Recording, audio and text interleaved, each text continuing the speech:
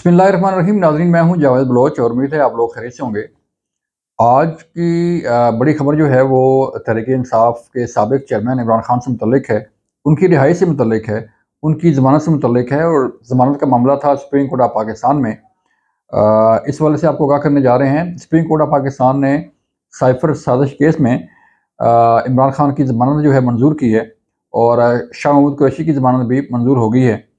अब मामला क्या है कि इस ज़मानत होने के बावजूद क्या इमरान खान रिहा हो पाएँगे या नहीं हो पाएँगे और शाह महमूद कुरैशी का मुस्तक़बिल क्या होगा, इस पर हम बात करने जा रहे हैं। और फिर इसके साथ-साथ आज चीफ़ इलेक्शन कमीशन ने जो है वो यकीन दहानी कराई है तहरीक-ए-इंसाफ को कि उन्हें हर किस्म की लेवल प्लेइंग फ़ील्ड जो है वो मुयस्सर की जाएगी और जो उनके तहफ़्फ़ुज़ात हैं वो भी दूर किए जाएँगे। आज बड़ी अहम समाअत थी सुप्रीम कोर्ट ऑफ पाकिस्तान में और मामला था साइफ़र साजिश केस में तहरीक-ए-इंसाफ के साबिक़ चेयरमैन इमरान खान की ज़मानत का। इसमें ज़मानत उनकी हो गई, शाह महमूद कुरैशी की को भी बेल ग्रांट हो गई और इमरान खान को भी जो है वो बेल मिल गई। इसमें बड़े अहम रिमार्क्स जो है वो सामने आए हैं और सुप्रीम कोर्ट ने साइफ़र से मुतल्लिक जो है वो कुछ चीज़ें पूछी गवर्नमेंट ऑफ पाकिस्तान से और अटॉर्नी जनरल से और जो प्रोसिक्यूटर हैं उससे। तो उसमें मामला जो है वो किसी और तरफ जाता हुआ दिखाई देता है। अगर हम सिर्फ़ जस्टिस अतहर मिनल्ला साहब की रिमार्क्स ही सामने रखें तो उनका उनका ये कहना था कि असल साइफ़र तो वज़ारत ख़ारजा में मौजूद है और अगर वो कहीं बाहर गया है तो फिर उसकी ज़िम्मेदारी तो वज़ारत ख़ारजा पर बनती है। और इसी तरह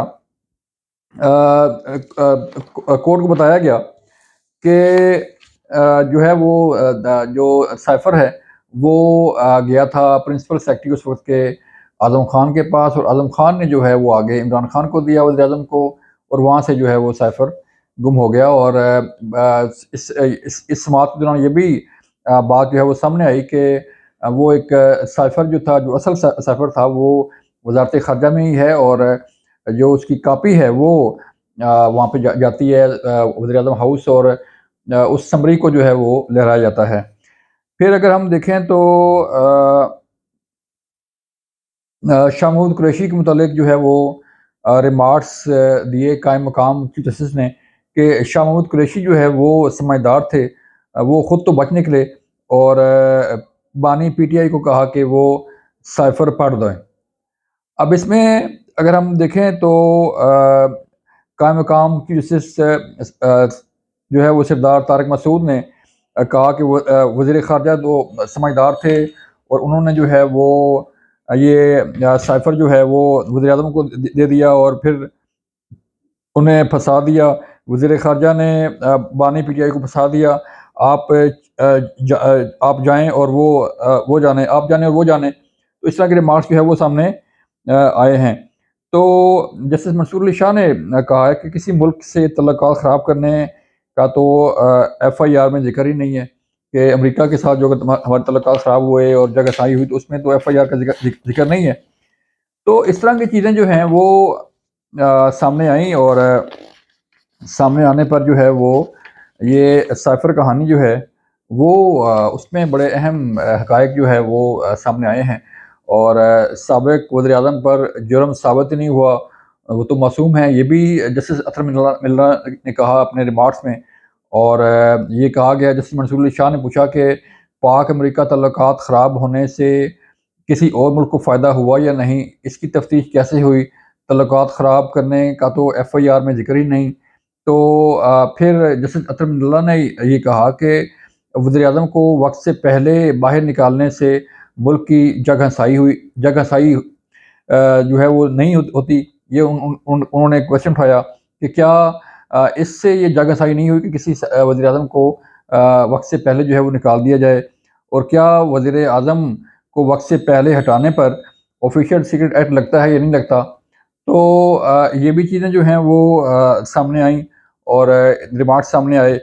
और फिर ये कोर्ट ने कहा कि ये कैसे हो सकता है कि अदालत जो है ये कैसे हो सकता है कि सुप्रीम कोर्ट ज़ाब्ता फ़ौजदारी की बुनियाद पर بنیادی حقوق جو ہے وہ نہ دیکھ سکے۔ تو اس طرح کی ریمارکس جو ہے وہ سامنے آئی اور پھر بالآخر جو ہے وہ یہ بیل گرانٹ کر دی گئی۔ اب معاملہ کیا ہے؟ معاملہ یہ ہے کہ اگر سپریم کورٹ کی طرف سے بیل گرانٹ کر دی گئی ہے تو کیا سابق وزیر اعظم عمران خان جو ہے وہ ان کی رہائی ممکن ہے یا نہیں ہے؟ یہ بڑا اہم سوال ہے۔ تو ہم آپ کو بتاتے ہیں کہ سپریم کورٹ سے بیل ہونے کے باوجود جو ہے تحریک انصاف کے سابق چیئرمین عمران خان جو ہے ان کی رہائی مشکل نظر آ رہی ہے، اور اس کی وجہ یہ ہے کہ ان پر ابھی نیب کے 2 مزید ریفرنس جو ہے وہ ان میں ان کی گرفتاری ڈلی ہوئی ہے، اور عمران خان کو جو ہے اس میں گرفتار کیا گیا ہے۔ ایک تو توشہ خانہ کیس کا ریفرنس ہے، اور دوسرا 190 ملین پاؤنڈ کا کیس ہے، اس میں بھی ان کی گرفتاری ڈلی ہوئی ہے۔ اور پھر معاملہ آتا ہے کہ جو ہے وہ کیا عمران خان الیکشن میں حصہ لے پائیں گے کہ نہیں؟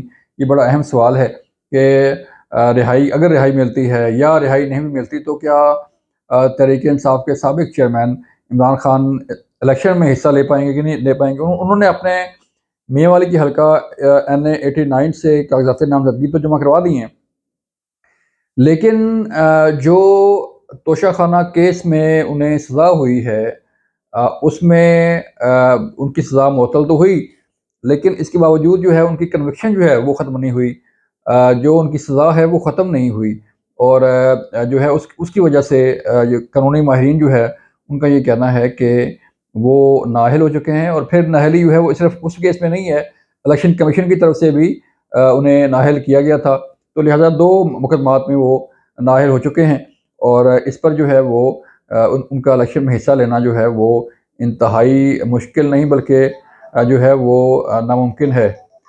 تو اس پر جو ہے وہ اگر ہم دیکھیں اور چیزیں جو ہیں وہ سامنے آپ کے رکھیں تو معاملہ یہیں آ کے رکتا ہے کہ تحریک انصاف کے سابق چیئرمین کی مشکلات جو ہے وہ ختم نہیں ہوں گی، اور نہ ہی جو ہے وہ رہا ہو پائیں گے۔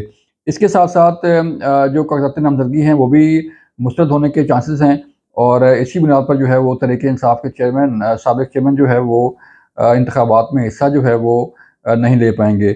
یہ تھی آج کی صورتحال، اور یہ تھا آج کی ہمارا تجزیہ اور خبر۔ اپنا خیال رکھیے گا۔ اللہ حافظ۔